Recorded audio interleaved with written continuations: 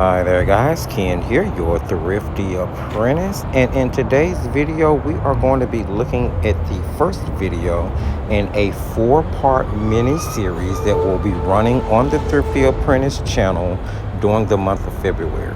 Now this four-part mini-series is going to basically cover landscapes. We will be looking at the different elements of a landscape, painting each one of those out in the first three videos, and in the final video of the series we will be putting all of that together into one complete landscape painting. Again, that's going to be four-part mini-series, each part being a video throughout the month of February, and this is the very first video in that mini-series. So in this video, we're looking at the sky element for landscapes.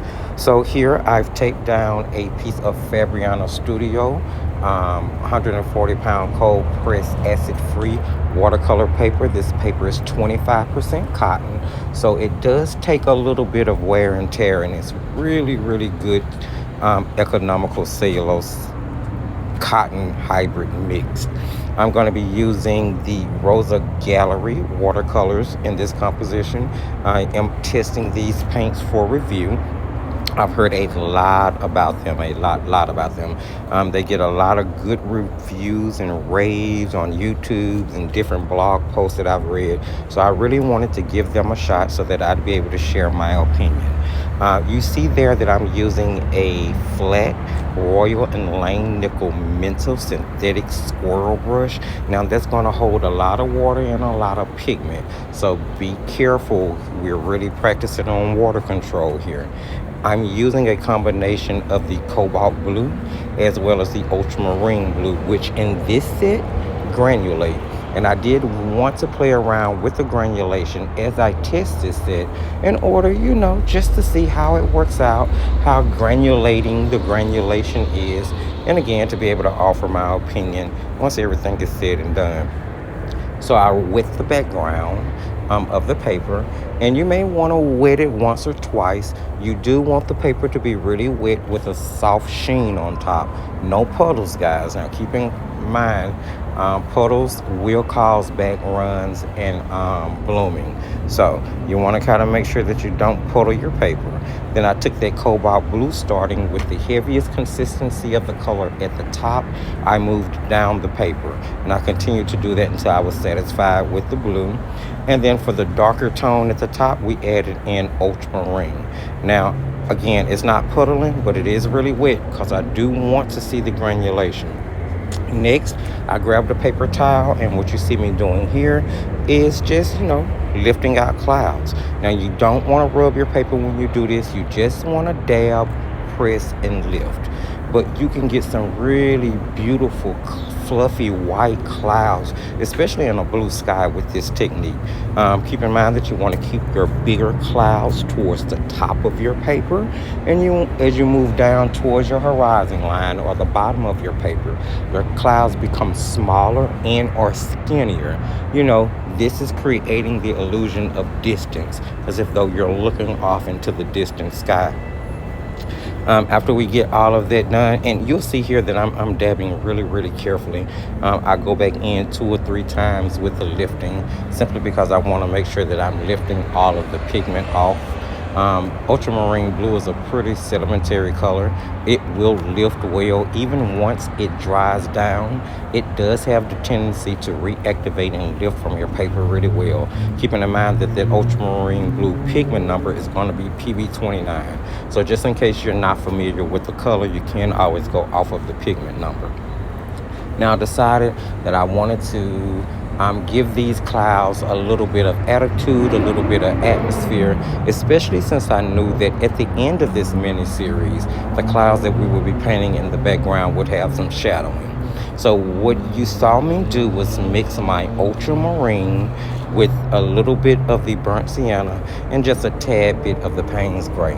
Now, I typically mix my own grays and blacks when it comes to a watercolor set, but I happen to really like the Payne's gray color in this Rosa Gallery set. It's really pretty.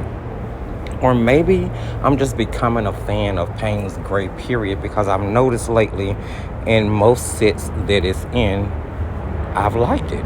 So maybe I like Payne's Gray a lot more than I thought I did. But you're going to see me mix those colors. And guys, forgive any noise you hear in the background. I'm actually recording outside, so the highway and the interstate is right next to me, and it's a little loud. So I apologize for that noise in the background, and hopefully it's not disturbing you from being able to hear the things that I'm saying.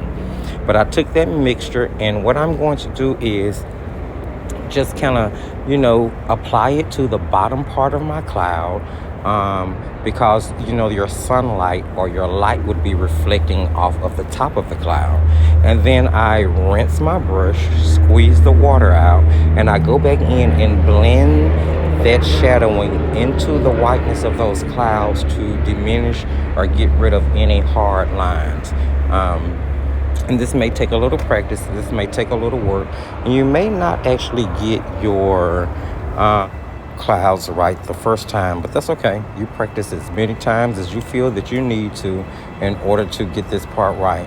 And I'm going to encourage that with each video that we do in this mini series, because once we make it to the final video where we're putting the entire landscape together, I really want you guys to feel comfortable with what you're doing and for it to sort of like second nature to you if possible. So don't forget to practice each one of these videos in the mini series as many times as you possibly can leading up to the final video. And again, this will run throughout the month of February, so you're going to have plenty of time. I really, really, really like this. Once I finished doing my shadows, I grabbed a fine line pen, and I'm just going to go ahead and outline a frame on my composition before I remove the tape. So I'll have that white border and a nice black frame to go around it. And of course, we're going to assign the composition. And that'll pretty much bring us to the end of doing this sky. Keep in mind, this is really, really easy, really simple and straightforward. All you need is paint and paper towels, really. Please practice as much as you need to.